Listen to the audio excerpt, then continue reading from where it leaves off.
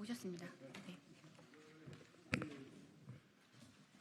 안녕하십니까.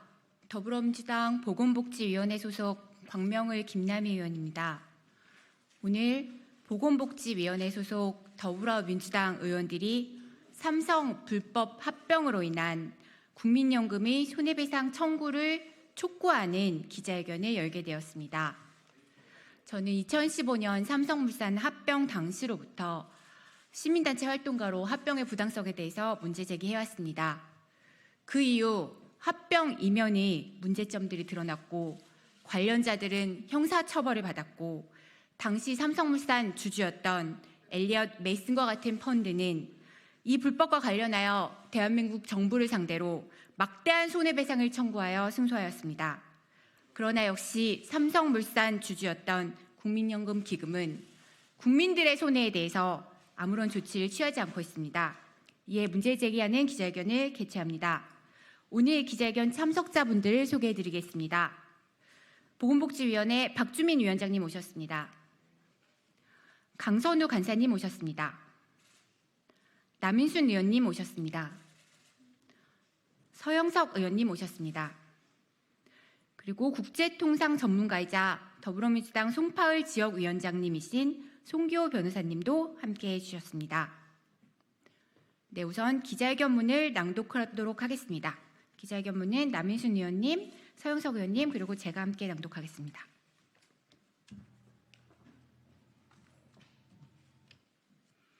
네, 안녕하십니까. 국회 보건복지위원회 소속 서울 송파병의 남인순 의원입니다. 기자회견문을 낭독하도록 하겠습니다. 불법 합병으로 인한 세금 낭비와 국민 노후자금의 손실, 정부는 즉각 책임자에 대한 손해배상과 구상권 청구 소송을 제기하여야 합니다. 2015년 9월 삼성물산과 제일모직의 불법적인 합병 이후 9년이 지나고 있습니다. 당시 삼성물산과 제일모직 합병 과정에서 박근혜 대통령에게 뇌물을 지급한 대가로 정부 인사가 국민연금 의결권 행사에 부당하게 개입한 사실은 이미 대한민국 사법부에서 인정되었습니다.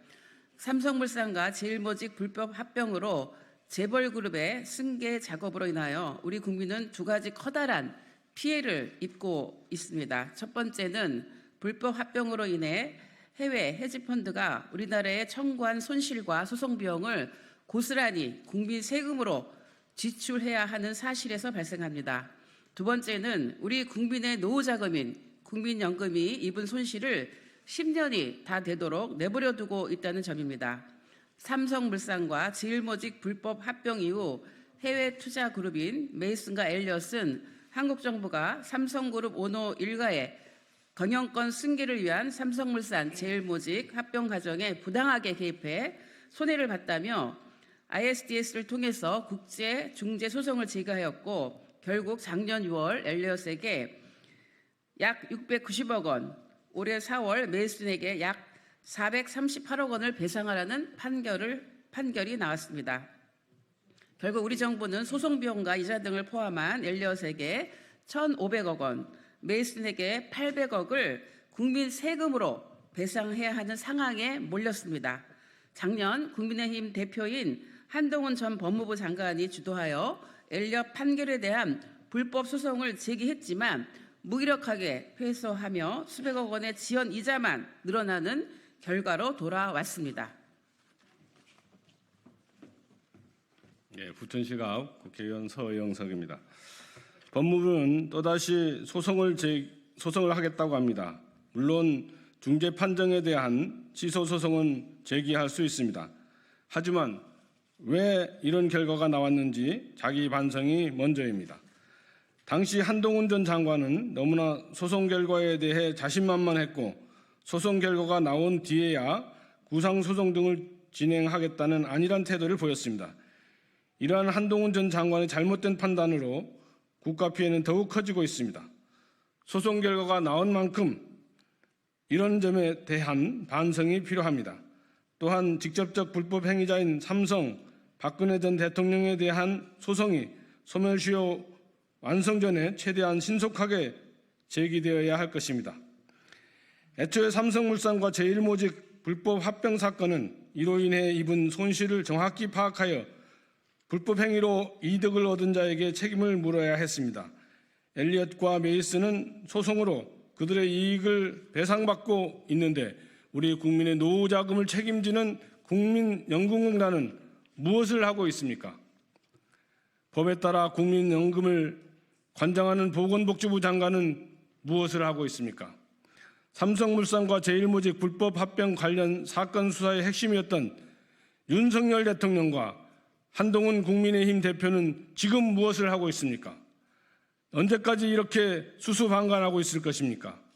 정부는 국제소송 패소로 인한 배상을 이재용 회장부터 당시 보건복지부 장관, 기금운용본부장을 포함한 불법행위 관련자 모두에게 어떻게 구상권을 청구해야 할지 구체적인 계획을 국민들에게 밝혀야 합니다. 또한 국민연금이 입은 손실도 관련자들에 대한 손해배상 청구를 통하여 보전받아야 합니다. 만약 이러한 조치를 하지 않는다면 국민들에 대한 배임 행위입니다.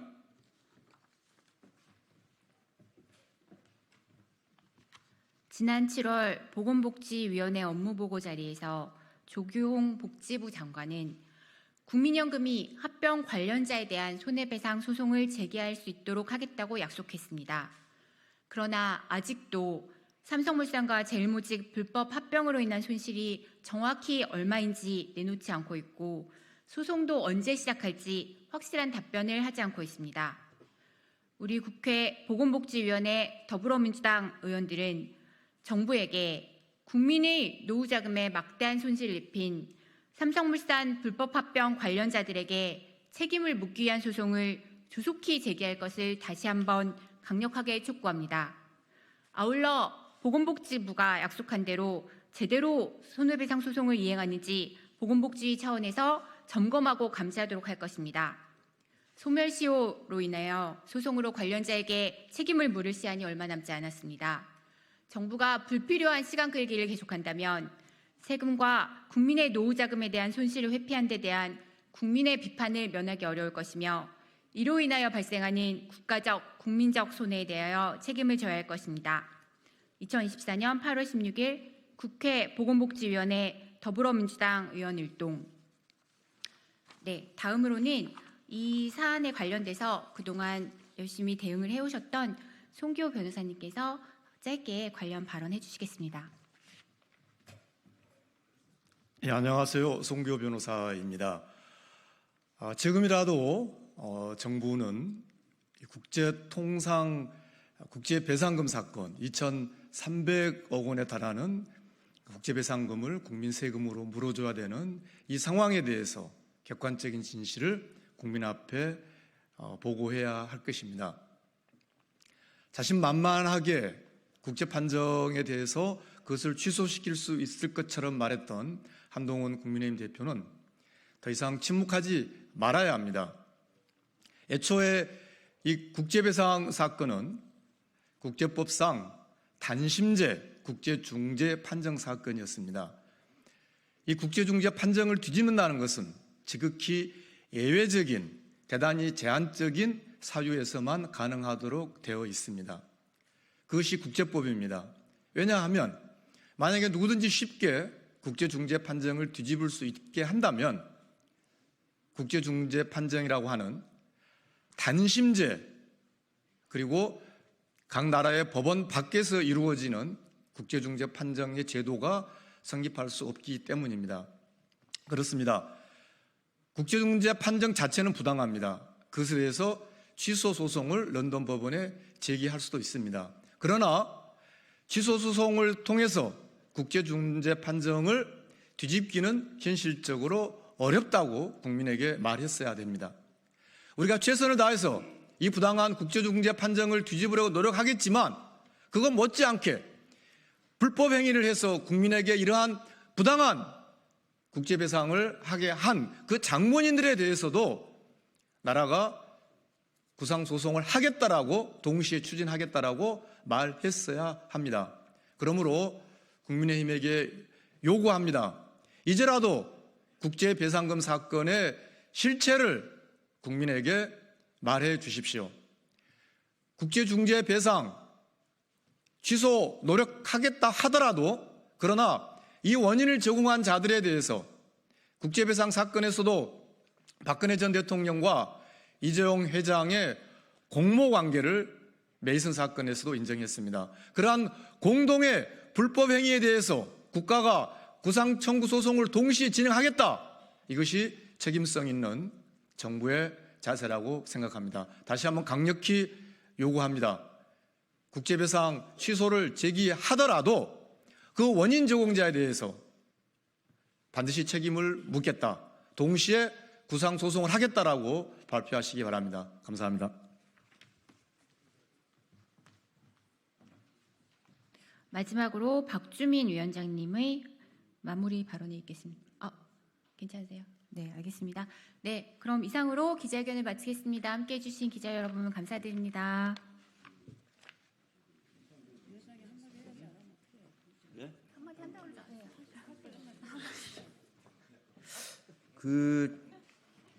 저희가 사실은 국민연금공단으로부터 보고도 받았습니다.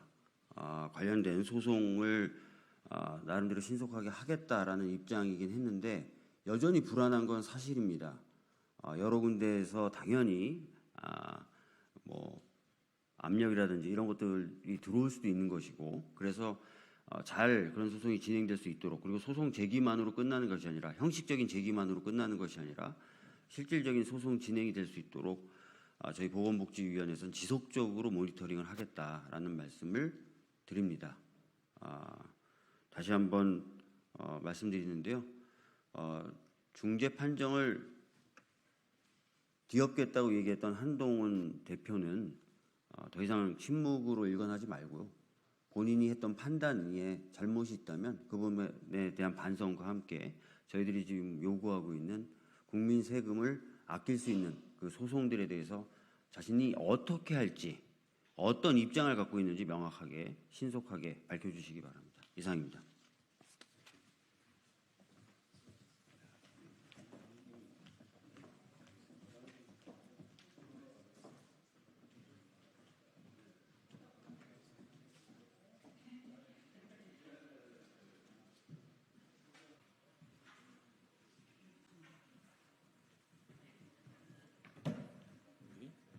이 부분 하시고 넘겨놓고 하시면 됩니다. 그리고 그거는 꼭 끝에 한번 그래도 어떤 내용인가를 제가 오케이 잠깐만, 이거는 내가 안 하고 여기만 하면 되잖아.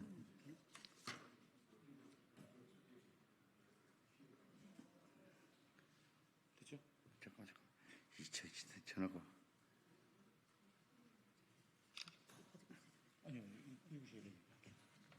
거기 텔방에 있습니다.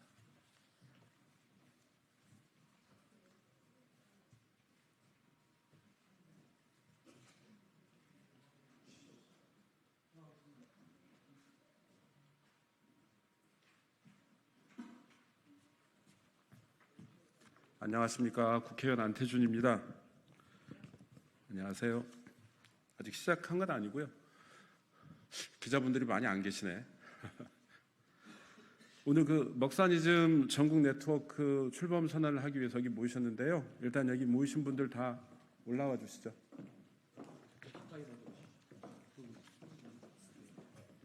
소개 차근차근 한 분 한 분 소개할 거거든요. 차례대로 서야 됩니까? 잠깐만요. 제가 이름 순서대로 부르게 돼. 김태형, 기경환, 김한나, 김영란, 김영아, 임윤태, 진석범, 박성수, 성준호 이런. 네네. 알겠습니다. 자, 기자회견 시작하겠습니다. 안녕하십니까. 경기 광주시을 국회의원 안태준입니다. 오늘 국민의 먹고 사는 문제가 기후위기, 남북 평화, 양극화 문제 등 국가적, 전 지구적 문제로 이어진다는 믿음으로 먹사니즘에 동의하는 모든 시민사회, 정치권과 연대하여 무능하고 무도한 윤석열 정권을 심판하고 다가온 대선에서 이재명 대표와 더불어 민주당의 승리에 기여하여 먹사니즘이 국가적 이데올로기가 되는 것에 기여하고자 오늘 먹사니즘 전국 네트워크 출범 선언을 하게 됐습니다. 먼저 오늘 이 자리에 오신 분들을 한 분 한 분 소개시켜 드리겠습니다. 서울 더불어민주당 서울 강남갑 지역위원장 김태영 위원장님 오셨습니다. 더불어민주당 정책위원회 부의장 기경한 부의장님 오셨습니다. 더불어민주당 서울 서초갑 지역위원장 김한나 위원장님 오셨습니다. 조선의열단 충남지부장 김영란 지부장님 오셨습니다. 청소년희망 정책포럼 대표 김영하 대표님 오셨습니다. 전 김용 민주연구원 부원장 변호인 임윤태 변호사님 오셨습니다. 더불어민주당 경기 화성을 지역위원장 진석범 위원장님 오셨습니다. 경기도당 기본사회위원회 부위원장 박성수 부위원장님 오셨습니다. 마지막으로 내일을 함께 여는 사람들의 공동대표이신 성준우 대표님 오셨습니다. 그럼 이분들을 모시고 기자회견을 시작하도록 하겠습니다.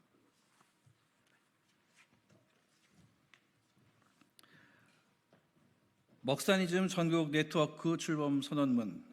현재 대한 전국 어디를 가도 어려움이 가득하다. 기나긴 코로나 시국이 끝났음에도 오히려 경제는 더욱 얼어붙었고 치솟는 물가와 고금리로 국민들의 삶은 피폐해지고 있다. 오늘날 청년 세대는 한국전쟁 이후 처음으로 부모 세대보다 가난한 세대가 되어가고 있다. 10,000원 한 장으로는 이제 식사다운 식사 한 끼 먹기 힘들고 월급 300만 원으로는 4인 가족 최저 생계비에도 한참 못 미친다. 가족들과 중국집에서 짜장면 한 그릇 먹는 것마저 부담인 요즘 풍경은 마치 50년대에서 60년대 시계가 거꾸로 돌아간 듯하다.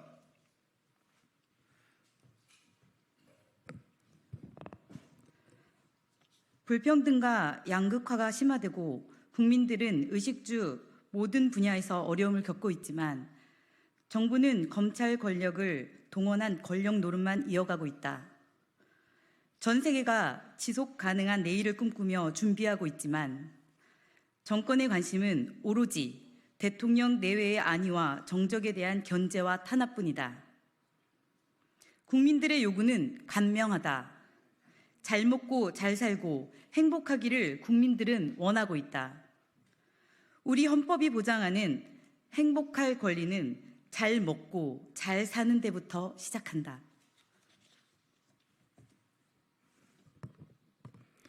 국민의 먹고 사는 문제를 해결하는 것, 그것이 바로 우리 정치가 추구해야 할 유일한 목표이어야 한다. 더불어민주당 이재명 대표가 주창하는 먹사니즘은 이러한 목표를 이루기 위한 성장의 회복과 지속 성장의 선언이자 정책이다. 국민이 잘 먹고 잘 사는 것보다 더 중요한 것은 없다.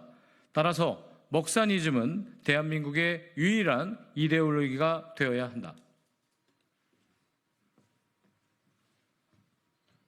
인공지능이 노동을 대체하고 과학기술이 새로운 시대를 열어가는 4차 산업혁명 시대에 빈민구제식의 선별적 복지는 양극화와 경제 침체만을 가속화할 뿐이다.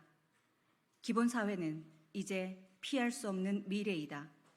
소득, 주거, 교육, 금융, 에너지, 의료 등 국민이 기본적으로 먹고 사는 삶을 보장하는 것은 복지를 넘어 미래 사회의 성장 동력이자 생존을 위한 필수이다.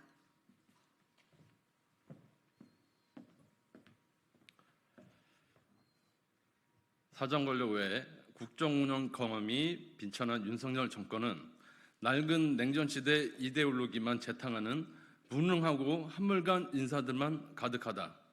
세계는 에너지 전환, AI 혁신, 평화체제로 나아가는데 우리 경제는 여전히 60, 70년대의 추억에 머물게 하는 것은 현재 고통받고 있는 국민에게 있어 무능함을 넘어 범죄적 행위로 볼 수 있다.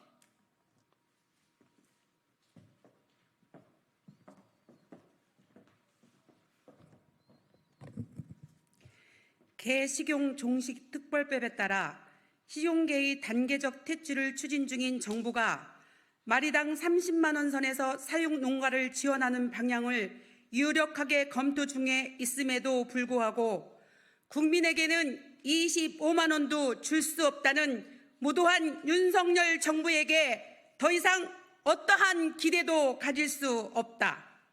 이제 우리 국민과 정치가 나서야 한다. 모두가 함께 먹사니즘의 깃발을 들어야 한다.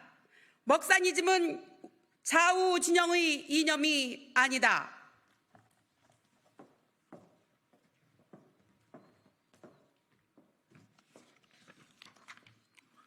먹사니즘은 국민의 먹고 사는 문제가 기후위기, 남북평화, 양극화 문제 등 국가적, 전 지구적 문제로 이어지는 믿음으로 출발한다. 기술혁신, 에너지 전환, 안보와 평화, 노동 환경 개선 등은 먹사니즘과 그 궤를 같이 한다. 이러한 혁신과 개선은 국민의 삶을 희생하면서 이루어지지 않는다. 오히려 국민의 안정되고 보장된 삶 속에서 진정한 혁신이 이루어진다. 우리는 먹사니즘에 동의하는 모든 단체, 사람과의 연대를 통하여 먹사니즘 전국 네트워크를 조직한다. 그리하여 먹사니즘의 가치가 사회 곳곳에서 꽃피우길 기대하며 다음과 같이 선언한다. 하나, 국민의 먹고 사는 문제를 해결하는 먹사니즘을 이 시대의 과제로 삼는다. 하나, 먹사니즘에 동의하는 모든 시민사회, 정치권과 연대하여 무능하고 무도한 윤석열 정권을 심판한다.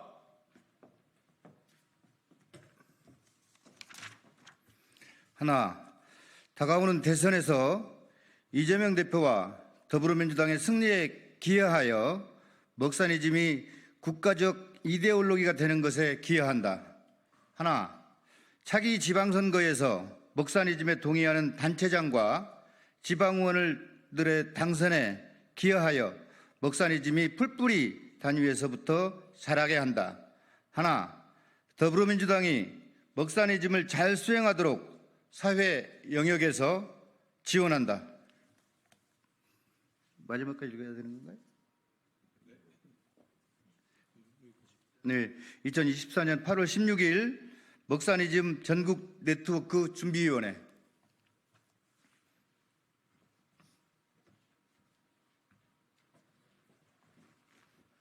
네, 감사합니다. 이것으로 먹사니즘 전국 네트워크 출범 선언을 마치도록 하겠습니다. 감사합니다.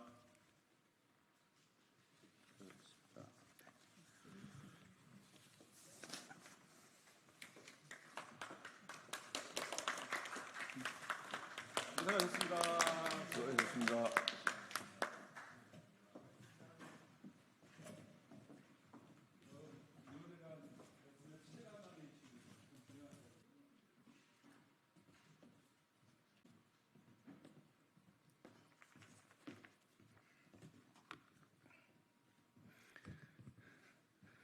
네, 반갑습니다. 부천시갑 국회의원 국민비타민 서영석입니다. 현재 의정갈등으로 인한 의료 공백이 6개월째이고 현재 의대 정원 관련 청문회가 진행 중에 있습니다. 코로나19 환자가 무서운 속도로 증가하고 있습니다. 그런데 현장에는 치료제가 없어 아우성입니다. 있다고 하더라도 응급실 뺑뺑이처럼 이제는 치료제를 찾아서 다녀야 하는 코로나 뺑뺑이입니다. 보건당국은 확보 계획이라고 말하고 있지만 실제로는 코로나19를 확산을 방치하고 있는 게 아닌가 하는 생각을 지울 수가 없습니다. 늦장 대처에 치료제가 없어 고령자나 기저질환자 등 환자들이 제때 치료를 받지 못하면 증상이 악화되고 위중증으로 갈 수밖에 없는 실정입니다. 가벼운 감기 증상쯤으로 취급하고 있는 현 보건당국의 대처를 보면서 안타까움을 금할 수 없고 문제의식을 갖지 않을 수 없습니다. 정부는 치료제 공급 방안과 코로나19 감시체계 또 중증 환자 치료 계획 없이 방치만 하고 있는 실정입니다. 이에 즉각적이고 적극적인 대처를 촉구하기 위해서 저를 비롯해서 더불어민주당 보건복지위원회 의원 연명으로 기자회견을 하게 되었습니다. 기자회견문을 낭독하도록 하겠습니다. 윤석열 정부 및 보건당국은 코로나19 치료제 확보 등 코로나19 재확산에 대한 강력한 대응 방안을 조속히 마련하라. 지난 7월 초부터 면역 회귀 능력이 큰 오미크론 계열 변이종 KP3가 확산되는 양상이 심상치 않았으나 윤석열 정부 및 보건당국의 무대책, 늑장 대응으로 끝난 줄 알았던 코로나19가 전국적으로 급증하며 국민 피해가 속출하고 있습니다. 지난 5월 이후 지속적으로 코로나 환자가 증가한 일본을 비롯하여 미국, 영국 등 세계적으로 KP3 변이를 중심으로 코로나19가 다시 재확산하고 있었으나 질병관리청은 지난 5월 감염병 위기 단계를 경계해서 관심으로 하향했고 치료제 구입 예산도 절반을 줄여 1,798억 원만 편성했습니다. 또한 이미 환자가 급증한 8월 중순에서야 코로나19 대책반을 확대 운영하는 등 보건당국의 안일한 판단과 늦장 대응으로 재확산에 대한 준비와 대응의 차질을 빚고 있습니다. 재확산에 대한 파악이 제대로 되고 있는지조차 의심스러운 상황입니다. 그 결과 환자 급증에 따른 치료제 공급이 지난 6월 말 대비 7월 말 한 달 만에 30배가량 증가했으나 치료제 공급 대책을 세우지 않아 일선 약국에서는 코로나19 치료제를 찾아보기조차 어려운 상황입니다. 실제로 8월 첫째 주 기준 치료제 재고량은 9만 명분, 공급량은 3만 명분으로 현 추세가 유지되더라도 3주가량은 버틸 수 있는 것처럼 보이지만 이는 약국 등 현장에서 필요로 하는 수요량 등 일부만 공급하고 또 그 공급 기준도 전주 수요량을 기준으로 배분하여 장부상으로만 재고가 있는 것처럼 보이게 하는 꼼수에 불과합니다. 실제 현장은 재고 0이란 또는 일주일에 2, 3개 받아서 당일로 소진하고 있으며 환자들은 치료제가 남은 약국을 찾아 헤매야 하는 상황입니다. 그런데 보건당국은 이런 상황을 예견하지도 못했고 재확산 이후에도 발빠르게 움직이지 않아 오늘까지도 제약사와 추가 구매는 이루어지지 않고 있습니다. 상급 종합병원 등 일부 의료기관에 대한 급성호흡기 감염증 입원 환자를 통해 파악하는 현 표본감시 체계의 문제점, 재확산으로 공급 부족 시 빠른 코로나19 치료제 확보 실패, 의정 갈등 방치로 인한 재확산 시 중증 환자 치료 대책 부재 등 윤석열 정부와 보건당국의 코로나19 준비 및 대응하는 문제점으로 인해 피해는 국민 모두의 몫이 되고 있습니다. 5일 내에 투약해야 하는 치료제가 제때 공급되지 않는 현실은 사실상 환자들에게 알아서 코로나19를 피해가라고 방치하는 것과 무엇이 다릅니까? 코로나19 감염이 의심되어도 검사할 진단 키트도 부족하고 의정 갈등으로 인해 아파도 치료받을 의료시설도 부족합니다. 이미 의료 현장에서는 전공의 이탈, 응급실 축소 등으로 위중증 환자에 대한 대응이 쉽지 않을 것이라는 우려가 팽배해 있습니다. 이런 상황에서 혹 감염되면 치료제도 없이 버티면서 제발 경증에 그쳤다가 낫기만을 기다릴 수밖에 없어 국민들은 불안해하고 두려워하고 있습니다. 적기에 치료받지 못한 환자의 고통과 사망자가 발생했을 시 그 돌이킬 수 없는 피해와 유가족들의 분노를 감당하실 수 있으십니까? 그런데도 윤석열 정부는 이러한 국민의 불안과 두려움을 아는지 모르는지 치료제 공급은 문제가 없다는 등 거짓 해명과 코로나19 위기 단계를 가장 낮은 단계인 관심으로 유지하기로 결정하는 등 안이한 태도로 일관하고 있습니다. 물론 감염병의 재확산 여부와 그에 필요한 치료제 확보 등은 누구도 예측하기 쉽지 않은 부분입니다. 그러나 준비만 철저하면 충분히 그 피해를 줄이거나 예방 효과를 높일 수 있습니다. 실제로 2003년 사스, 2009년 신종플루, 2015년 메르스, 2020년 코로나 그 어느 것도 확산 규모나 피해 규모를 예측할 수 없었습니다. 그럼에도 그 어려운 시기들을 잘 극복하고 세계에 대한민국의 위상을 높였던 것이 K방역의 위기 대응 능력이었습니다. 그러나 과학방역 운운하며 윤석열 정부는 K방역의 성과를 부인했고 이제는 온 국민이 각자 도생에 내몰리고 있습니다. 윤석열 정부는 국민의 생명을 지키기는커녕 기저질환자들과 고위험군을 방치하며 생사의 갈림길에서 힘겹게 버티고 있는 국민을 외면하고 있습니다. 윤석열 정부와 보건당국에 촉구합니다. 코로나19 재확산 위험에 대해 안이한 태도로 국민의 생명과 안전을 방치하지 말고 즉각적인 치료제 구입 등 원활한 공급 방안 마련 및 코로나19 감시체계 개선, 중증 환자 치료 계획을 마련해야 합니다. 보건의료 분야는 억지 주장과 무계획적 대책, 경제 논리에 기반한 정책으로는 결코 문제를 해결할 수 없습니다. 국민의 생명을 지키지 못하는 것보다 역사 앞에 죄를 짓는 것은 없다는 사실을 명심해야 할 것입니다. 2024년 8월 16일 국회 보건복지위원회 더불어민주당 소속 의원 일동 강선우, 김남희, 김윤, 남인순, 박주민, 박희승, 백혜련, 서미화, 서영석, 소병훈, 이계호, 이수진, 장종태, 전진숙 의원 이상입니다. 감사합니다. 네.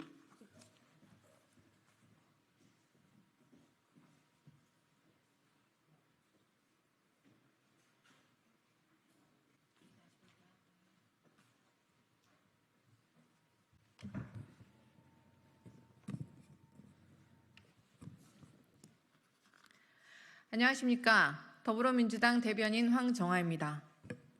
첫 번째 브리핑 시작하겠습니다. 일본과 극우 세력에만 기대는 윤석열 대통령은 대한민국 대통령이기를 거부합니까?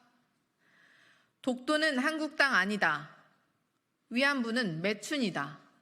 라는 뉴라이트들을 중용해 밀정들이 판치는 나라를 만든 윤석열 대통령의 광복절 경축사는 역시나였습니다. 선조들의 한 맺힌 역사를 팔아넘기고 있는 윤석열 대통령의 광복절 경축식에 박수를 보낸 것은 오직 일본과 극우를 자처하는 매국 세력뿐입니다. 일본의 과거사를 입에 담지도 않은 대통령의 경축사에 일본 언론마저 이례적이라며 박수갈채를 보냈습니다. 공영방송인 KBS는 광복절에 일본의 기미가요를 방송했습니다. 100번을 생각해도 제정신으로는 버릴 수 없는 망동입니다. 국민은 부끄러워 고개도 들지 못하는데 대통령실은 한일 관계에 대한 자신감이라며 누워서 침 뱉기급 망언을 내뱉었습니다. 이게 대한민국 대통령실이 할 말입니까? 대일 굴종의 극치를 넘어 숭일 매국의 경지에 올랐습니다. 윤석열 정권의 친일 행태에 맞서 국민의 뜻을 대변한 독립운동단체들이 따로 기념식을 열었는데 윤 대통령은 반성은커녕 국민 비판에 반자유 세력, 반통일 세력, 사이비 지식인, 검은 선동 세력이라며 적반하장의 선전포고를 했습니다. 친일과 입틀막이 보수의 정신적 가치입니까? 선열들이 피로써 써낸 대한독립의 역사를 지우려는 것은 친일, 숭일 매국 정권의 친일 쿠데타입니다. 대한민국의 정체성과 국민의 역사의식을 지우고 있는 윤석열 대통령에게 요구합니다. 역사와 국민 앞에 사죄하고 대한민국의 역사를 부정하는 뉴라이트들을 정부와 역사기관에서 모두 쫓아내십시오. 더불어민주당은 윤석열 정권의 친일 역사 쿠데타를 국민과 함께 막아내고 선열들이 지켜온 독립의 혼을 지키겠습니다.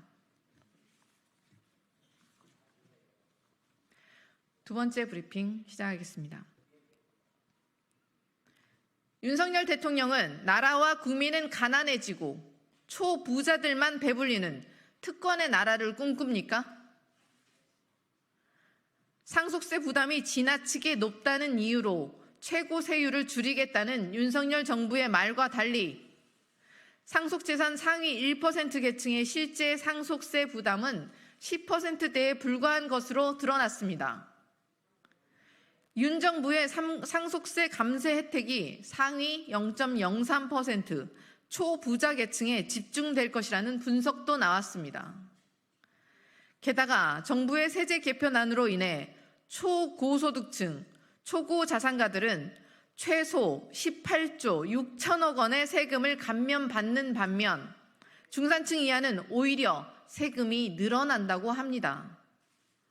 더욱이 상반기 나라 살림 적자만 100조 원을 넘었습니다. 국세 수입이 10조 원이나 줄었는데 이 중 법인세와 종합부동산세는 급감하고 소득세와 부가가치세는 오히려 늘었습니다. 윤석열 대통령이 꿈꾸는 공정하고 정의로운 나라가 중산층과 서민들은 더 가난해지고 초부자들만 배불리는 특권의 나라였습니까? 초부자는 감세하고 재정은 파탄내고 중산층과 서민은 증세하는 불평등, 불공정, 그랜드슬램 달성이 윤석열 대통령의 국정 목표입니까? 윤 대통령이 허황된 낙수 효과에 기대어 초부자 감세 정책으로 일관하는 동안 민생 경제는 처참히 무너져 내리고 있습니다. 민간 소비 침체에 올해 2분기 경제 성장률은 마이너스 0.2%포인트 뒷걸음질 쳤습니다. 반면 일본은 소비가 회복되며 오히려 0.8%포인트 성장세로 돌아섰습니다. 초부자들을 20조 원 가까이 감세할 돈은 있고 민생 회복을 위해 국민께 고작 25만 원을 지원할 돈은 없습니까? 더 늦기 전에 무능과 무책임으로 점철된 아집의 국정기조를 바꾸십시오. 초부자들에게만 주어지는 특권 감세를 회수해 중산층, 서민들의 삶을 지켜야 합니다. 윤석열 대통령이 민생회복지원금법에 거부권을 행사할 경우 민생과 경제를 완전히 포기한 대통령으로 기억될 것임을 명심하길 바랍니다. 이상입니다.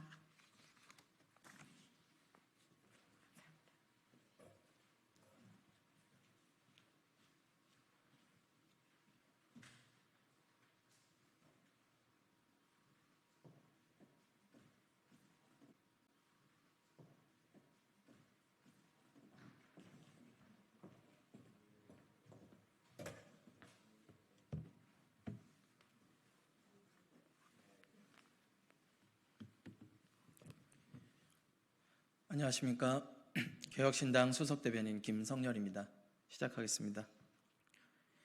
제3자 추천 특검법 민주당도 받겠다는데 외통수에 몰린 한동훈 한 입으로 두 말 안 해야. 박찬대 더불어민주당 원내대표가 관훈 토론에서 한동훈 국민의힘 대표가 제안했던 제3자 추천안도 수용할 수 있다고 밝혔습니다. 민주당이 직접 제출해 놓은 기존 법안이 있음에도 불구하고 억울한 최상병의 진실을 밝히기 위해 국민의힘에 협조하겠다는 것입니다. 민주당의 전향적 태도 변화를 환영합니다. 개혁신당 역시 대한변협을 추천권자로 하는 자체 제3자 추천 특검 법안이 있지만 국민의힘에서 발의하고 민주당이 협조한다면 이를 적극 검토해 수용하겠습니다. 중요한 것은 누가 법안을 발의하느냐가 아닙니다. 대한민국 해병대원의 억울한 죽음에 대한 진실만 중요할 뿐입니다. 개혁신당은 대승적 협조로 꽉 막혀 있던 최상병 특검법에 대한 물꼬를 트겠습니다. 이제 공은 한동훈 대표로 넘어갔습니다. 한동훈 대표는 즉각 최상병 특검법을 발의하십시오. 더 이상 물러날 곳이 없는 외통수입니다. 한 대표가 법안을 제안한 지도 벌써 54일이 흘렀습니다. 한동훈 대표가 한 입으로 두 말하는 정치인이 되지 않기를 바랍니다. 감사합니다.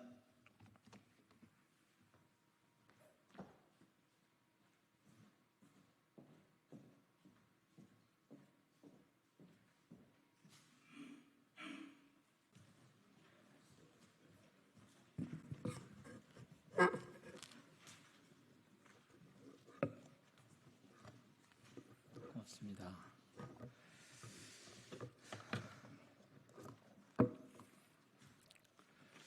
네, 더불어민주당 민형배입니다. 오늘 저희 국회 공정사회 포럼, 그러니까 철험회죠. 이 철험회가 기자회견을 하러 모였습니다. 주제는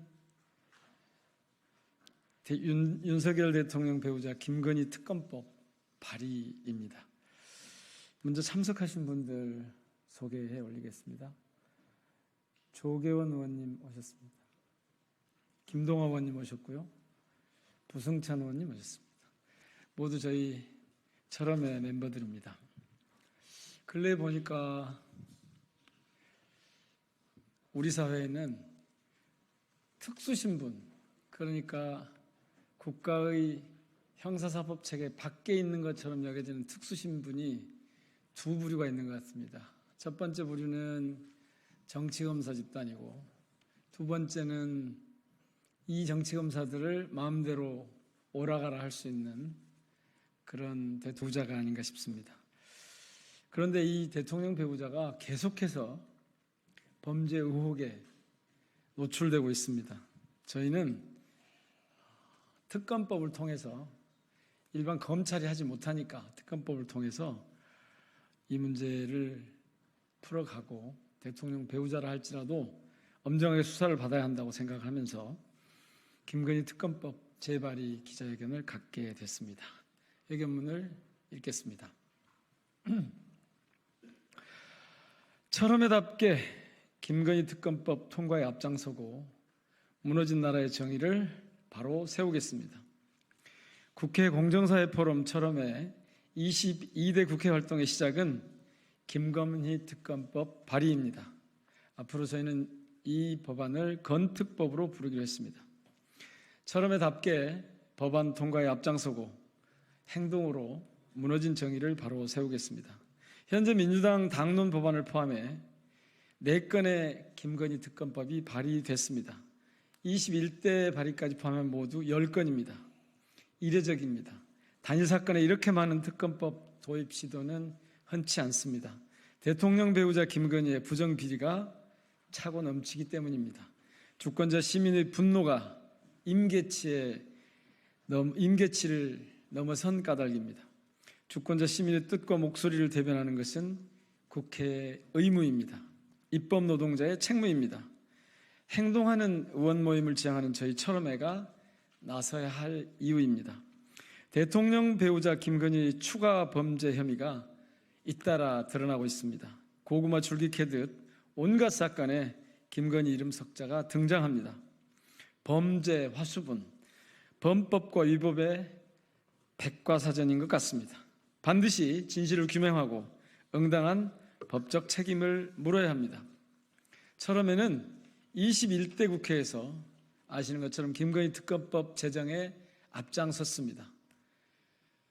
86일간의 밤샘 농성으로 법안을 주도했습니다. 2023년 4월 27일 김건희 특검법이 본회의의 신속 처리 안건으로 지정됐습니다. 2023년 12월 28일 대장동 특검법을 포함해 이 쌍특검법이 본회의를 통과합니다. 신속 처리 안건으로 지정된 지 8달, 민주당이 김건희 특검법을 처음 당론 발의한 9월 7일로부터 15개월 만입니다. 2024년 1월 5일 대통령 윤석열은 제2요구권을 행사합니다. 가족비리 방탄을 위해 거부권을 남용한 최초의 대통령으로 기록되고 있습니다. 2024년 2월 29일 쌍특검법은 국회에서 재의결됐지만 역시 부결됩니다. 결국 21대 국회에서 김건희 특검법은 최종 폐기되고 말았습니다. 22대 국회에서는 이와 같은 실패가 더는 반복되지 않아야 합니다. 10번 찍어 안 넘어가는 나무 없습니다. 썩어 빠진 고목이라 제풀에 꺾이거나 자빠질 수도 있겠습니다. 국회 공정사회 포럼처럼에는 윤석열 정권이 쓰러질 때까지 세차게 싸우겠습니다.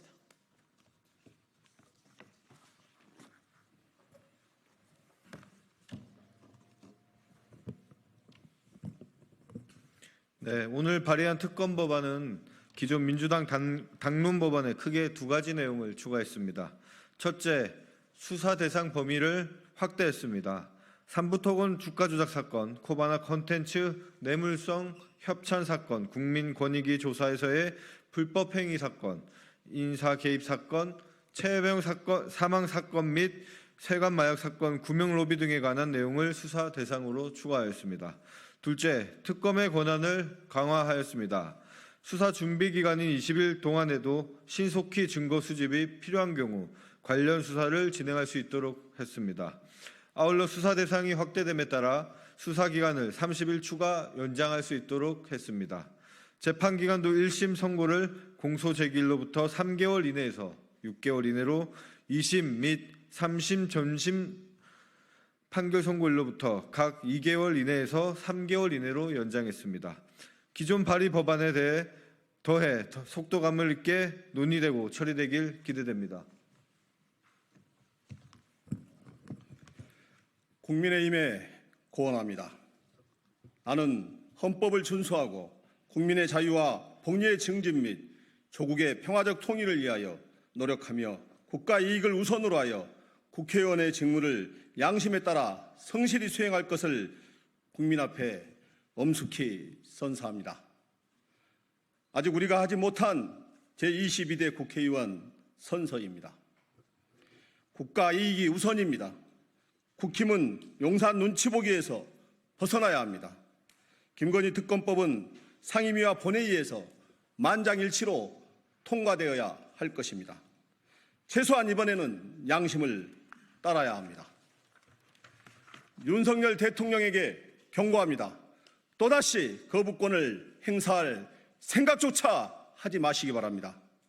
대인 춘풍, 직위 추상, 남에게는 봄바람처럼 자신에게는 가을 서리처럼 엄격해야 합니다. 공직자인 대통령의 거는 시민들의 마지막 신랄 같은 기대입니다.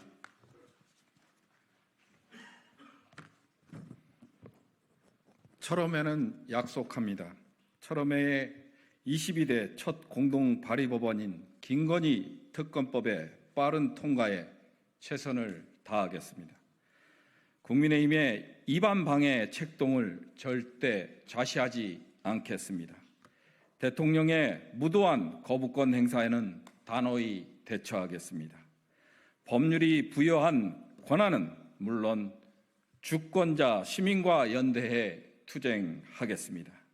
모든 수단과 방법을 동원해 검찰 독재에 맞서 싸우겠습니다. 앞으로도 오직 주권자인 시민의 뜻을 받드는데 선봉에 서겠습니다. 힘찬 응원과 지지 부탁드립니다. 고맙습니다. 2024년 8월 16일 국회 공정사회 포럼 회원 일동 민형배, 장경태, 강준현, 김동아, 김문수, 김용민, 김승원, 김현정, 모경종, 문정복, 민병덕, 부승찬, 이재강, 임광현, 조계원, 한민수, 황운하. 감사합니다.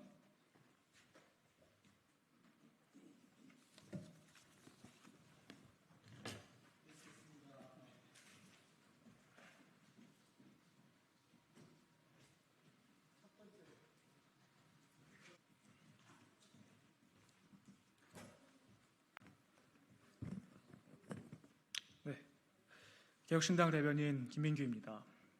이진숙 방통위원장 임명 강행, 나비 효과의 끝은 어디입니까? 광복절인 지난 15일 KBS가 첫 방송으로 오페라 나비 부인을 송출한 사실이 연일 화제가 되고 있습니다. 해당 공연에는 일본의 국가인 기미가요, 그리고 전통 의상인 기모노가 등장합니다. 광복절 첫 방송으로서의 부적합성을 들어 여론의 문매를 맞자 KBS는 사과의 뜻을 담은 입장문을 발표했습니다. KBS의 기이한 행보는 이번이 처음이 아닙니다. 같은 날 일기예보를 송출하며 화면 한쪽에 띄운 태극기는 건곤 감리와 태극 문양이 반전되어 있던 잘못된 태극기였습니다.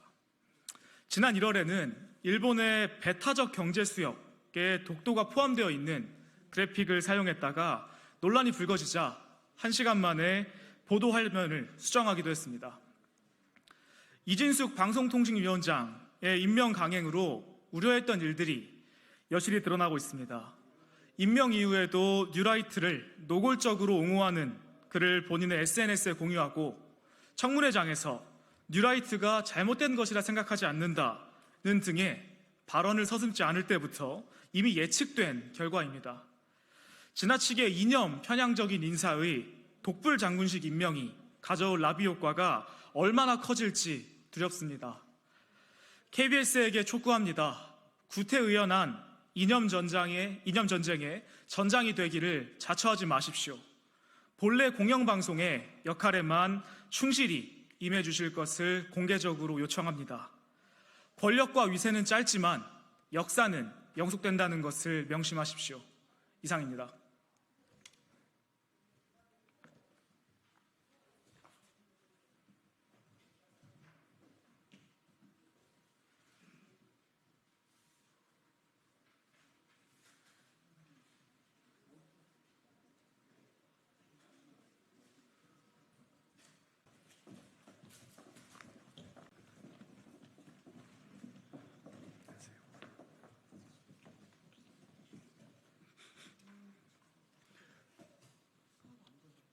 수화가 안 보인다. 이거 밑으로 내려야 될 것 같습니다.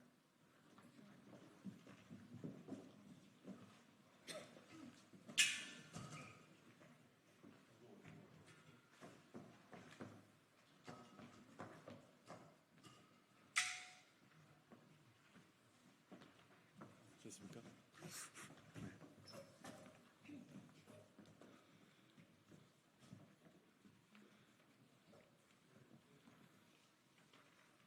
네. 기자회견 시작하도록 하겠습니다. 네, 안녕하십니까. 더불어민주당 경북 청년위원장 전용기 국회의원입니다. 기쁘게 맞았어야 할 광복절 다음 날입니다. 근데 오늘은 매우 무거운 마음으로 이 자리에 섰습니다. 베를린 평화의 소녀상 철거가 임박했기 때문입니다.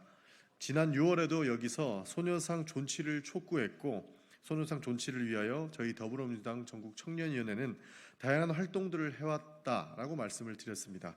저 또한 카이 베그너 베를린 시장과 마테구 의회에 서한을 보냈습니다만 여전히 상황은 녹록지가 않습니다.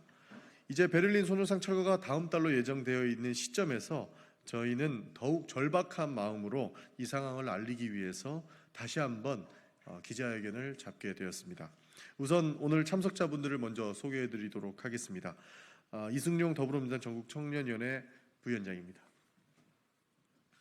네, 백승화 전국 청년위원회 조직국장입니다. 네, 다음으로는 더불어민주당 베를린 소녀상 존치 TF의 일원이자 경산시 지역위원회 위원장인 김기현 위원장님 참석하셨습니다. 그리고 TF 일원 김태환 님입니다. 그리고 주홍비 님이십니다. 그리고 홍수진 님 참석하셨습니다. 먼저 더불어민주당 베를린 소녀상 TF가 어떻게 활동을 하고 있고 그 다음에 무슨 활동을 하고 있는지에 대한 모두 발언을 홍수진 님 그리고 주홍비 님 순으로 모두 발언을 진행한 이후에 기자회견문은 낭독하도록 하겠습니다. 네, 안녕하십니까. 더불어민주당 베를린 소녀상을 지키기 위한 TF팀에 있는 홍수지라고 합니다. 1970년 12월 유대인 위령탑에서 당시 서독의 총리였던 빌리 브란트 총리는 독일의 전쟁 범죄에 대하여 무릎을 꿇고 사죄하였습니다. 이후 수많은 독일의 총리들과 정치 지도자들은 독일의 전쟁 범죄에 대하여 끊임없는 반성과 사죄를 통하여 잊지 않고 기억했습니다. 독일이 이렇게 반성하는 까닭은 너무나도 쉽게 짓밟혔던 생명과 인권, 평화의 절실함과 전쟁, 폭력의 잔혹함을 잊지 않기 위함입니다. 이를 통하여 독일의 전쟁 범죄를 반성하고 인권을 수호하는 국가로 성장할 수 있었습니다. 과거를 반성하고 그 반성을 통하여 다시는 전쟁 범죄와 인권 유린, 잔인한 국가적 폭력을 반복하지 않겠다는 의지는 여러 나라의 귀감이 되어주고 있습니다. 1991년 8월 14일 수십 년의 침묵을 깬 김학순 할머니의 증언으로 시작된 평화의 소녀상은 한국의 전쟁 피해만을 상징하진 않습니다. 제2차 세계대전 당시 아시아에서 여성과 소녀들에게 자행된 범죄와 2014년 8월 쿠르드 야디치족 공격으로 희생된 여성 피해자들까지 바로 지금도 전쟁 중인 참혹한 폭력에 대한 피해자 그리고 생존자들을 기리는 상징입니다. 그러나 최근 소녀상 철거에 대한 소식은 충격으로 다가왔습니다. 그동안 독일이 보여준 인권 수호와 전쟁 범죄에 대한 사죄의 입장, 역사를 기억함으로써 되풀이하지 않겠다는 독일의 의지는 어디로 간 것입니까? 일본 정부는 아직도 일본군 위안부 피해자에 대한 공식적이고 진심 어린 사죄를 하지 않고 있습니다. 일본 정부 혹은 국회의 인정도, 사과도, 배상도 없이 책임 회피를 할 뿐입니다. 정부에 등록된 일본군 위안부 피해자 240명 중 우리 곁에 남아 계시는 분은 단 9분 뿐입니다. 우리는 이분들을 잊을 수 없습니다. 잊어서도 안 됩니다. 투키디데스는 역사는 되풀이된다라고 했습니다. 역사는 반복된다라는 말도 있습니다. 이렇듯 역사의 중요성을 알 수 있는 말들입니다. 그 기억을 잊지 않는 것이 중요합니다.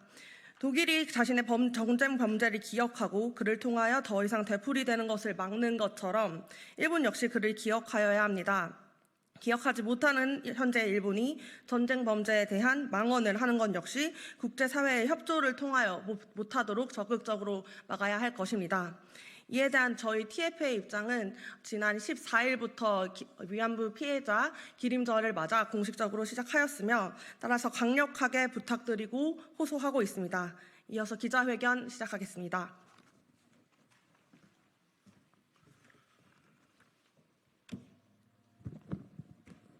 베를린 소녀상 존치 촉구 기자회견문.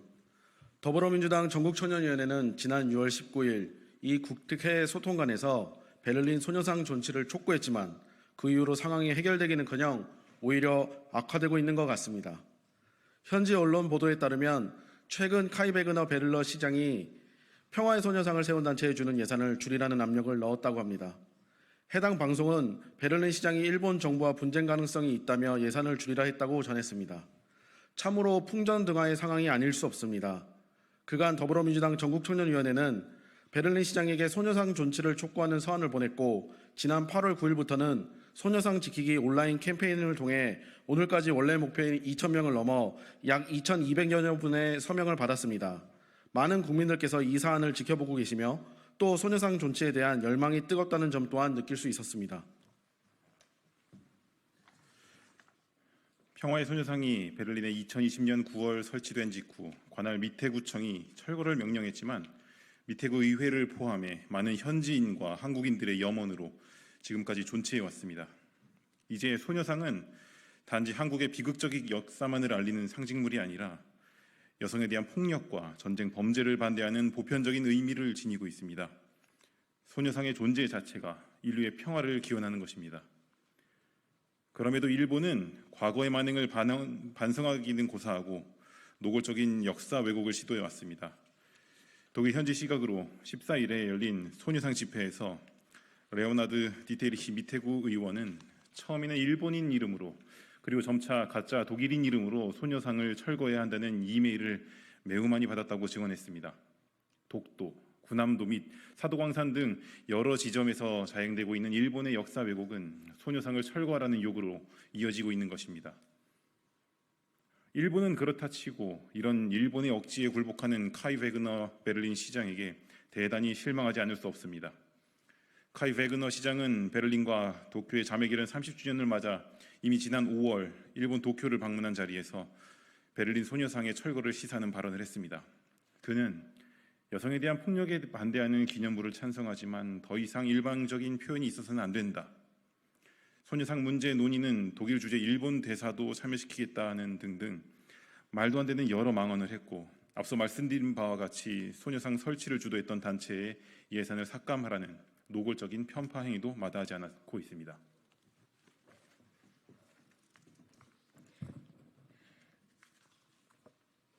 역사 왜곡을 자행하는 일본, 여기에 부안내동하는 카이 베그너 시장은 당장 부당한 행위를 중단하고 소녀상 철거 시도를 멈추십시오. 역사 앞에서 부끄럽지 않습니까? 양식 있는 모든 시민들이 지켜보고 있습니다. 지난 독일 집회에서도 200여 분의 참석자들이 소녀상 존치를 요구했고, 일본 참석자도 일본 정부를 비판하며 일본인으로서 부끄러움을 표시했습니다. 현재 베를린 미테구 소속 의원들이 미테구청에 소녀상 영구 존치를 보장하고 이를 위해 베를린시 당국과 대화에 나서라고 촉구하는 결의안을 추진하고 있다고 들었습니다. 하루빨리 이 결의안이 추진되기를 바랍니다. 미테구 의원들에게 저희의 굳건한 연대 응원을 보냅니다. 마지막으로 정부에게 강력히 요구합니다. 소녀상 존치를 강 건너 불구경하듯이 관망하지 말고 당장 존치를 위해 적극적으로 나서기 바랍니다. 잘못된 취지이지만 집요하게 준비해온 일본과 달리 대의 명분까지 가진 우리 정부가 이렇게 소극적이고 저자세로 일관하는 이유가 무엇입니까?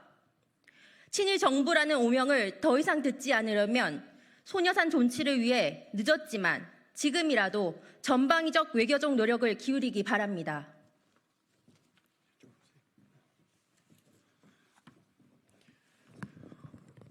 네, 국민 여러분, 소녀상 존치는 그저 과거의 문제가 아닙니다. 과거를 지우기 위해 총력을 다하는 이들의 의도를 방관해서는 안 됩니다. 역사를 잊은 민족에게 미래는 없다고 했습니다.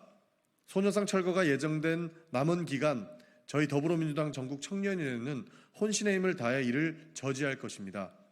국민 여러분들께서도 많은 격려 보내주시기를 부탁드리겠습니다. 그리고 소녀상 존치 서명 운동에도 동참하셔서 우리 후손들에게 부끄럽지 않을 역사를 같이 만들어 주시기를 간곡히 부탁드립니다. 2024년 8월 16일 더불어민주당 전국 청년위원회 일동. 네, 이상으로 기자회견 마치도록 하겠습니다. 감사합니다.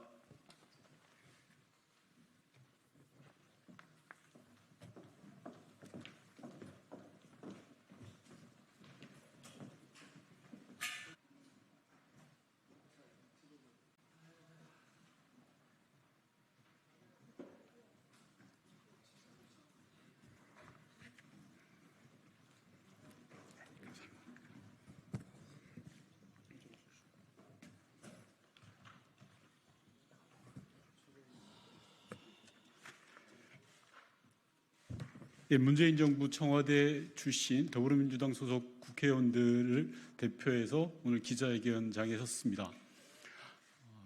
정말 상식 밖의 일이 벌어지고 있습니다. 전임 대통령에 대한 정치 보복이 버젓이 자행되고 있는 상황에서 그런 부분들을 규탄하기 위해서 이 자리에 섰습니다. 우선 참석하신 의원님들 소개드리겠습니다. 진성준 의원님 참석하셨습니다. 이용선 의원님 참석하셨습니다. 민영배 의원님 참석하셨습니다.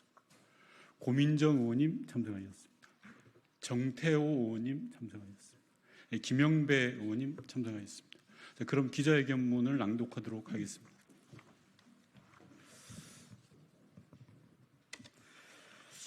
검찰은 정치보복 수사를 당장 중단해야 합니다.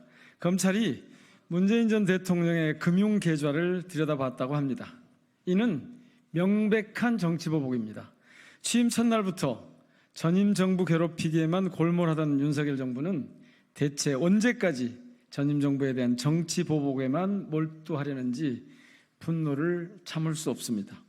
문재인 대통령의 전 사유 관련 수사는 검찰이 무려 4년 동안 스토킹 수준으로 대통령의 주변을 탈탈 턴 수사입니다. 전 사위뿐만 아니라 그 가족과 주변까지 괴롭히면서 아직도 결론을 내리지 못하고 있는 억지 수사입니다. 심지어 그 과정에서 검찰 측 인사, 검사라고 합니다. 검찰 측 인사가 한 참고인에게 문재인 대통령을 잡아 넣어야겠다라는 말을 했다는 증언도 있습니다. 이번 사태를 통해 이 모든 불법 수사의 목적이 결국 전임 대통령 아니냐는 우려를 검찰 스스로 사실로 확인시켜주고 있습니다. 검찰은 처음부터 그림을 그려놓고 수사를 시작했습니다. 4년 동안 탈탈 털고도 그 그림에 맞는 퍼즐이 나오지 않자 이제는 전임 대통령을 모욕 주는 방식으로 여론몰이를 하고 있습니다. 이는 검찰이 원하는 대로 수사가 되지 않으면 늘상 쓰는 익숙한 패턴입니다. 법정에 세울 증거는 없으니 언론을 통해 괴롭히는 없는 죄의 냄새만 고약하게 피우는 못된 습관입니다. 전 대통령의 사회가 취직을 해 월급을 받은 것이 뇌물이라면 대통령의 가족은 도대체 어떻게 생계를 유지해야 한다는 말입니까? 숨도 쉬지 말아야 한다는 소리입니까? 결론을 정해놓고 하는 보복수사는 수사가 아니라 정치 개입입니다. 검찰은 정치를 하는 집단이 아닙니다. 정의로운 세상을 위해 진실을 밝혀야 하는 국가기구입니다. 제발 자신에게 부여된 역할과 책무에 걸맞는 행동을 하기 바랍니다. 정치 검찰의 끝은 파멸임을 잊지 마십시오. 국민은 이 정부의 끝없는 정치 보복에 대해 이미 여러 차례 경고를 했습니다. 국민의 목소리를 듣지 않는 권력의 끝은 몰락일 뿐입니다. 2024년 8월 16일 문재인 정부 청와대 출신 더불어민주당 국회의원 1동. 고맙습니다. 이상 마치겠습니다.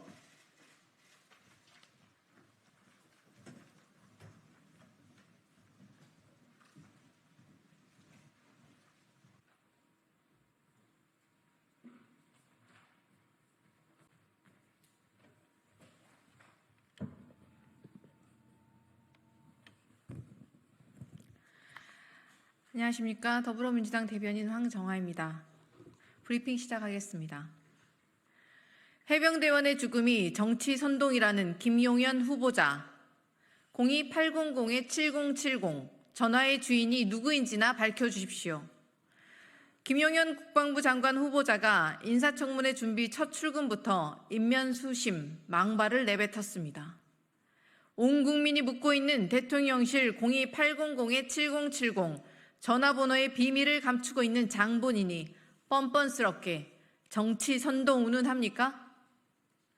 이렇게 뻔뻔한 자에게 대통령 경호처장직을 주고 국방부 장관을 시키겠다는 윤석열 대통령의 인사폭거에 끝도 없는 참담함을 느낍니다. 김용현 후보자가 해병대원 순직 사건 수사 외압의 진실을 밝힐 열쇠를 쥐고 있기 때문입니까? 아니면 카이스트 졸업생 입틀막에 감명을 받고 수사 외압과 구명 로비의 진실 규명도 틀어막으라 운전대를 준 것입니까? 그도 아니면 끈끈한 충암고 학연을 이용해 국방부 장관, 국군 방첩사령관으로 이어지는 제2의 하나회라도 만들려는 속셈입니까? 국가 방위를 책임져야 할 국방부마저 자신의 호위 부대로 전락시키려는 윤석열 대통령의 인사는 만사가 아니라 참사입니다. 윤석열 대통령은 김용현 후보자의 국방부 장관 지명을 철회하십시오. 김 후보자를 고소한다면 순직 해병 수사 외압과 구명로비 의혹의 몸통이 본인이라고 자백하는 꼴임을 명심하십시오. 더불어민주당은 해병대원 특검으로 진실의 빛을 밝히겠습니다. 인면수심 행태를 일삼고 있는 자들에게 합당한 처벌이 이루어질 수 있도록 최선을 다하겠습니다. 두 번째 브리핑 시작하겠습니다. 검찰의 전직 대통령 모욕 주기 수사, 김건희 여사 면죄부 처분 물타기용입니까? 검찰이 문재인 전 대통령 부부의 계좌 거래 내역에 대한 압수수색 영장을 발부받아 자금 흐름 내역을 분석하고 있다고 합니다. 보도에 따르면 전 사위가 취직하여 대통령 부부가 딸 가족에게 지원하던 생활비가 끊긴 시점을 계산해 문 전 대통령에게 뇌물 혐의를 씌울 수 있다는 것입니다. 검찰의 발상은 정말 가당치도 않습니다. 억지도 정도껏 부리십시오. 이것도 이원석 총장이 퇴임 기념으로 윤석열 대통령 부부에게 보내는 충성 선물입니까? 수사만 자그마치 4년째입니다. 4년 동안 전 정부 인사들을 줄줄이 소환하고 탈탈 털었지만 제대로 된 결과 하나 내지 못한 검찰이 뇌물 운운하며 전임 대통령을 모욕 주려고 합니까? 검찰의 문재인 전 대통령 부부에 대한 계좌 추적은 김건희 여사에게 무혐의 처분을 안겨주기 위한 물타기 수단으로 의심할 수밖에 없습니다. 야권에 대한 정치 보복 수사에는 수단 방법을 가리지 않으면서 김건희 여사에게는 황제 조사로 고개를 조아리기 바쁜 검찰의 굴종적 행태에 분노합니다. 대통령은 일본에 굴종하고 검찰은 그 대통령에게 굴종하는 굴종 정부가 검사 독재 정권의 민낯인지 묻고 싶습니다. 더불어민주당은 정치 보복의 선봉대를 자처하는 검찰의 무도한 작태를 국민과 함께 반드시 심판하겠습니다. 이상입니다.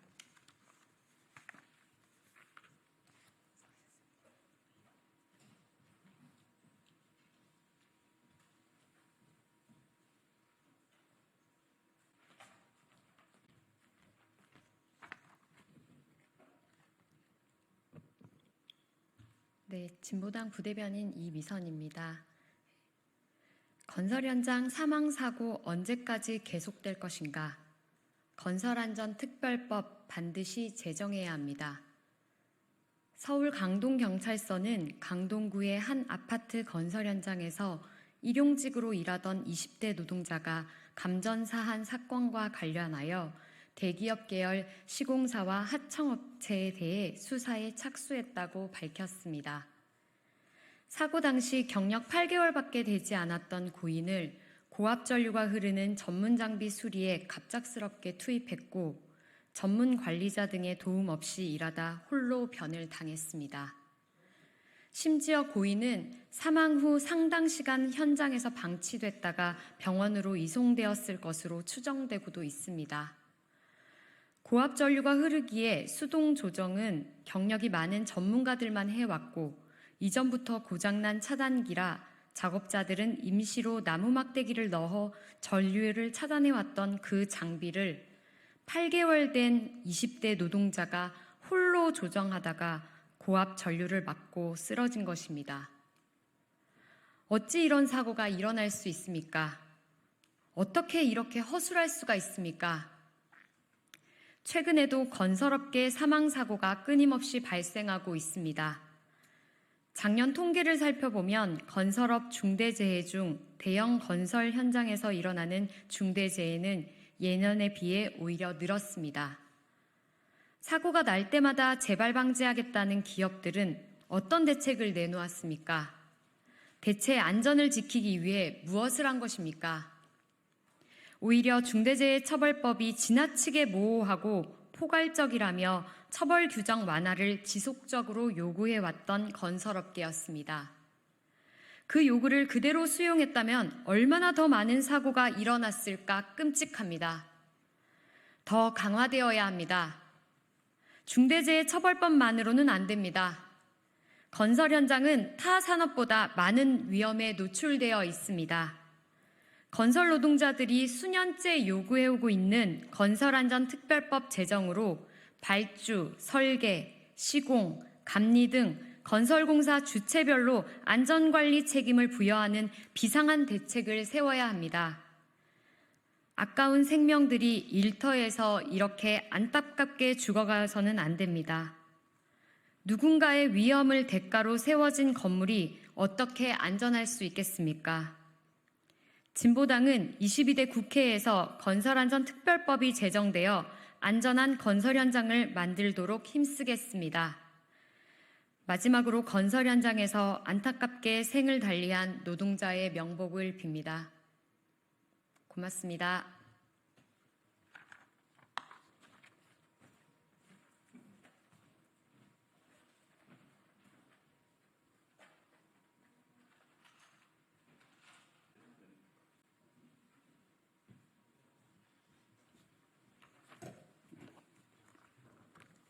예.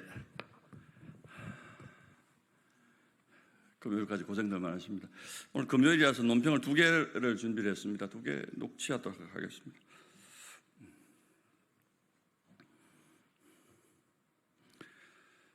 조국 혁신당 대표가 광복절인 어제 윤석열 대통령을 향해 조선 총독부 10대 총독이라는 망언을 했습니다. 말이 아니라 그저 배설일 뿐입니다. 광화문 내거리에서 배설을 한 것입니다. 조 대표는 대통령을 향해 귀하라는 정체불명의 호칭을 씀으로써 공당 대표의 자격이 없음도 시인했습니다. 조국 혁신당은 대체 어느 나라 정당입니까? 윤석열 정부를 조선 총독부라고 한다면 그동안 국회에서 더 좋은 방을 내놓으라고 때를 쓴 것은 독립운동입니까? 조선 총독부 의회라고 주장하는 곳에서 더 좋은 방을 차지하려고 벌써 몇 달째 응석을 부리고 있는 이 기괴한 현상을 대체 국민들이 어떻게 이해하겠습니까? 조국 대표께 진지하게 제안합니다. 지금이 조선 총독부 치하라고 생각하신다면 당장 의원직을 내려놓고 만주나 평양으로 떠나시는 게 어떻겠습니까?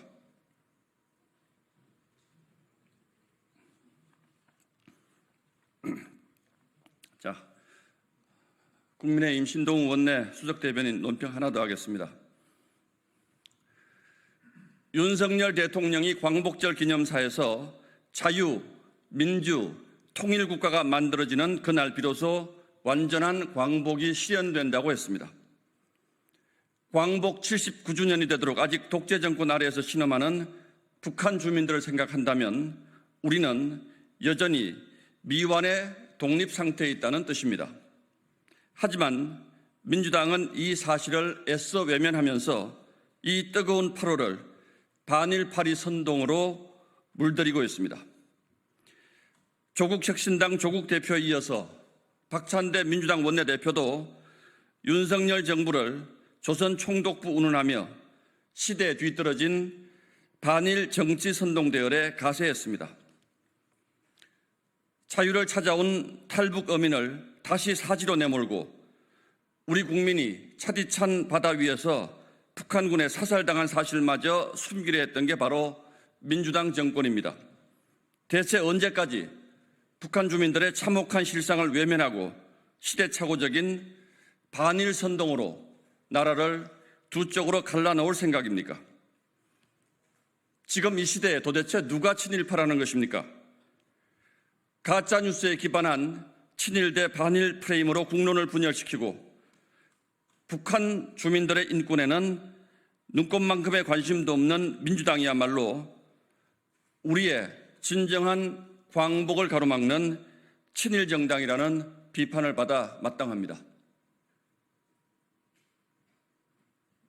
오케이, 감사합니다. 네, 감사합니다. 수고하셨습니다.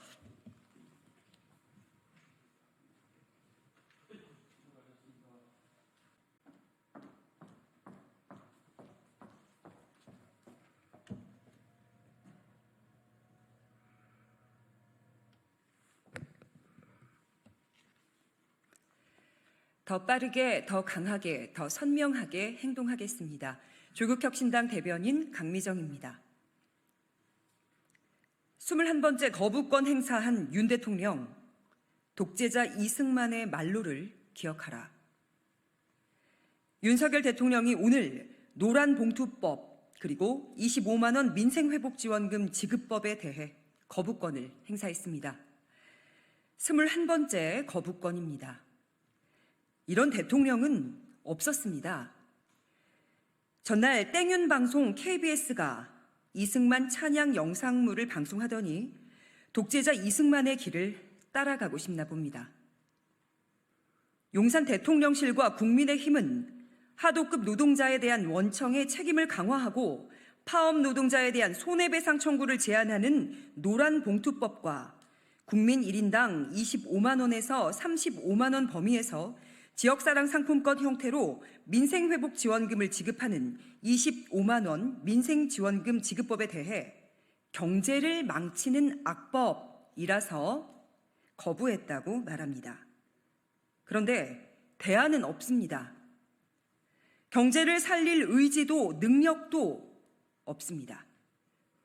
불법 파업에는 손배폭탄이 특효약이라는 김문수 씨를 고용노동부 장관으로 임명하려 합니다. 터지기 일보 직전인 민생고 해결에는 아무 대책이 없습니다. 국회에서 압도적 다수 의원들이 찬성한 법안을 폭탄주 말아먹을 기세로 거부합니다. 국정을 기분 내키는 대로 하는 것 같습니다. 야당의 도움 없이는 22대 국회에서 단 하나의 법안도 처리하지 못하는 현실은 애써 모르는 척합니다. 아니, 모르는 것 같습니다. 나라가 엉망이 되고 나면 야당 탓을 하겠죠. 국회의 입법권을 존중할 생각이 없는, 민생에는 도무지 관심이 없는 국회와 맞서 싸우려던 독재자들의 말로는 비참했습니다. 역사가 이를 증명합니다. 윤 대통령의 운명은 집권 12년 동안 45번의 거부권을 행사했던 이승만과 다르지 않을 겁니다. 조국혁신당이 맨 앞에서 그렇게 만들 겁니다. 여기까지 하겠습니다. 고맙습니다.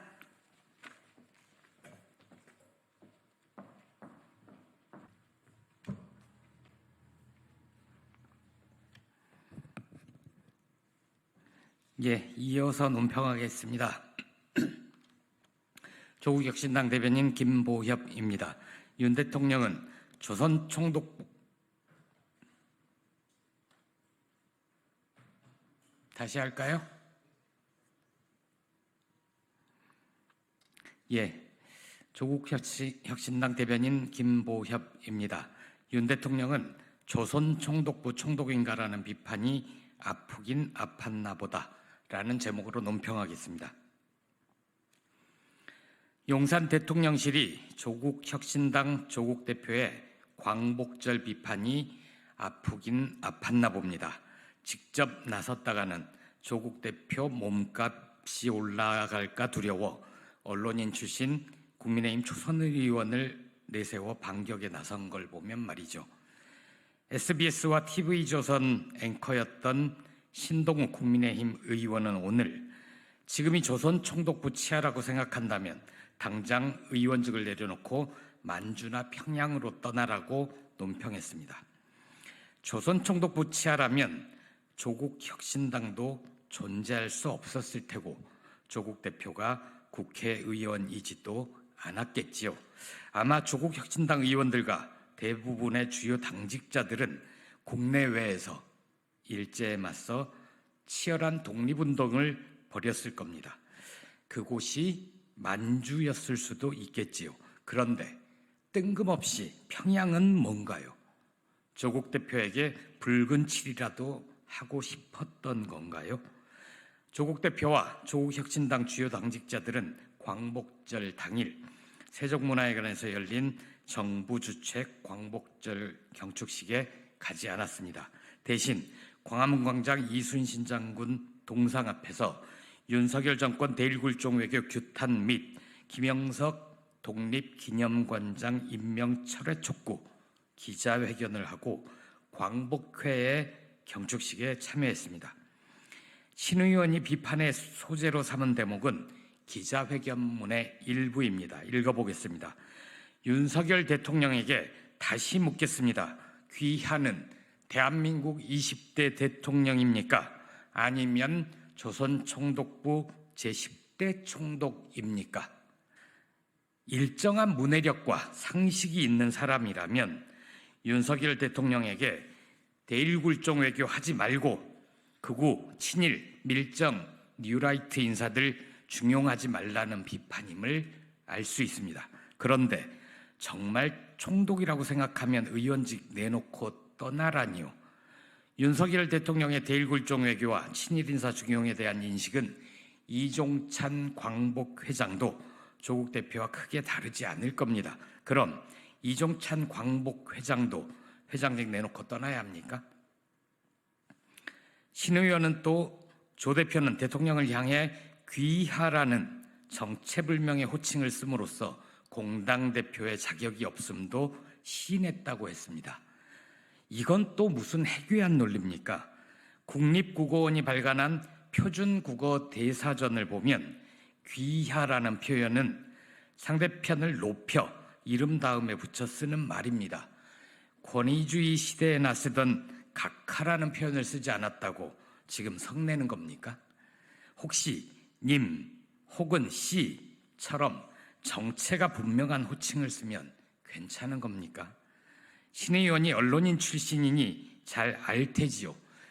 진보나 보수를 떠나 역대 이런 대통령이 있었습니까? 광복회가 참석하지 않은 광복절 경축실이 있었나요?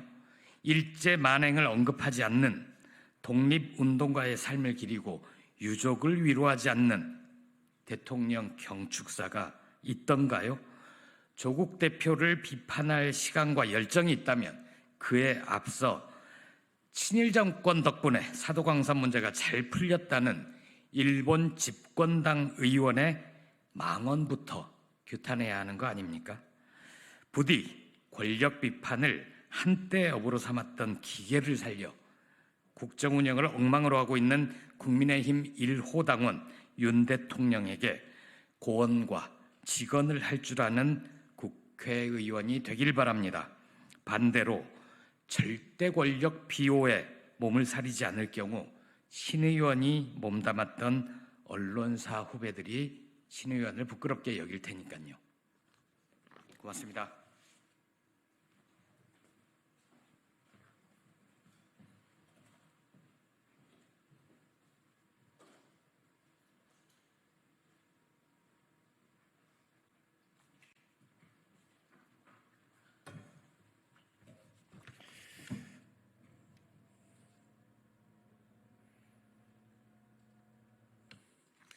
네, 안녕하세요. 윤석열 대통령의 거부권 행사와 관련한 더불어민주당 입장을 밝히겠습니다. 여야가 협치에 나선 날 윤석열 대통령은 거부권 폭탄을 던졌습니다. 이 정도면 중독입니다. 윤석열 대통령이 민생회복지원특별법과 노란봉투법에 대해 제2요구권, 일명 거부권을 행사했습니다. 거부권 행사 법안이 21건으로 늘었습니다. 자신이 뭘 거부했는지조차 기억하지 못할 게 뻔합니다. 습관적 거부권 행사라는 표현도 부족합니다. 이 정도면 중독입니다. 민생회복지원특별법은 고물가와 고금리로 신음하는 서민을 돕고 골목 경제를 회복시키는 마중물이 될 법안입니다. 윤석열 대통령은 여름 휴가 기간 동안 전국을 돌았고 현장에서 민생을 살피겠다고 약속해놓고는 막상 복귀하자마자 민생 법안을 걷어찼습니다. 윤석열 대통령은 열악한 처지에 있는 비정규직 노동자들의 권리 보장을 위한 법안 역시도 매몰차게 거부했습니다. 노동가치가 존중받는 사회를 만들겠다며 노동약자보호법을 약속했던 윤석열 대통령은 어디로 갔습니까? 특히 오늘은 더불어민주당이 국민의힘에서 주장하는 제3자 특검법을 수용할 수 있다는 대승적 결단을 공표했고 국민의힘에서 해당 법안을 발의하겠다고 화답한 날입니다. 여야가 모처럼 협치에 나선 날 윤석열 대통령은 거부권 폭탄을 던져 판을 깨겠다고 나섰습니다. 국회 입법권을 무용지물로 만들고 삼권 분립의 헌법 정신을 무시하는 대통령의 폭주는 가히 독재 수준에 다다랐습니다. 4.19 혁명으로 축출된 독재자 이승만을 추종하는 것이라면 이미 그의 기록을 능가했음을 알려주고 싶습니다. 이승만 전 대통령은 집권 12년 동안 45건의 법안을 거부했습니다. 집권 2년 남짓에 불과한 윤 대통령은 벌써 21건, 그 빈도에서 이승만의 거부권을 이미 압도합니다. 한 발 더 나아가다가 이승만의 말로까지 따라갈까 우려됩니다. 윤석열 대통령은 국민이 무섭지 않습니까? 국민의 삶을 지키는 것이 정치가 존재하는 이유입니다. 더불어민주당은 오직 민심만 받들어 국민의 삶을 지키겠습니다. 감사합니다.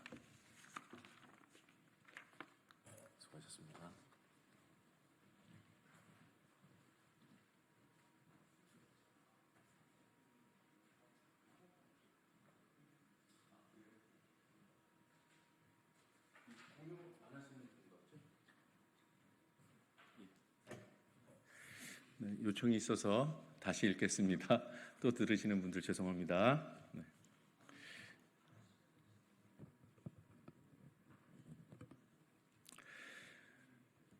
여야가 협치에 나선 날 윤석열 대통령은 거부권을 행사했습니다. 이 정도면 중독입니다.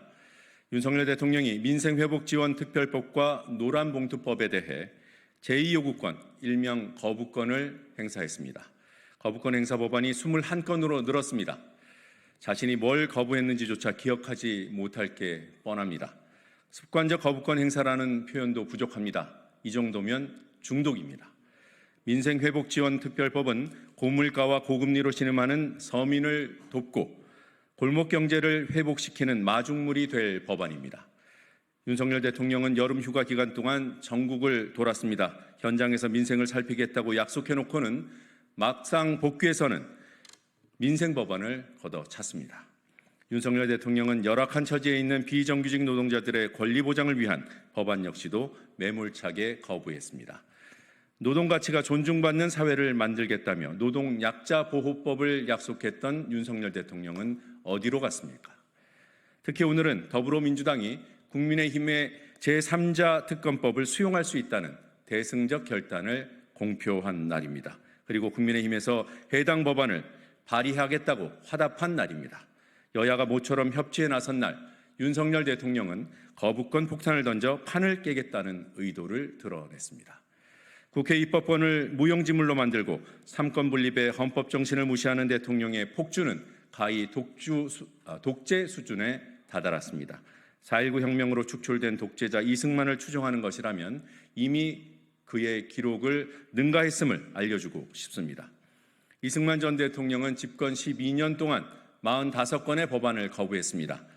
집권 2년 남짓에 불과한 윤 대통령은 벌써 21건, 그 빈도에서 이승만의 거부권을 압도합니다.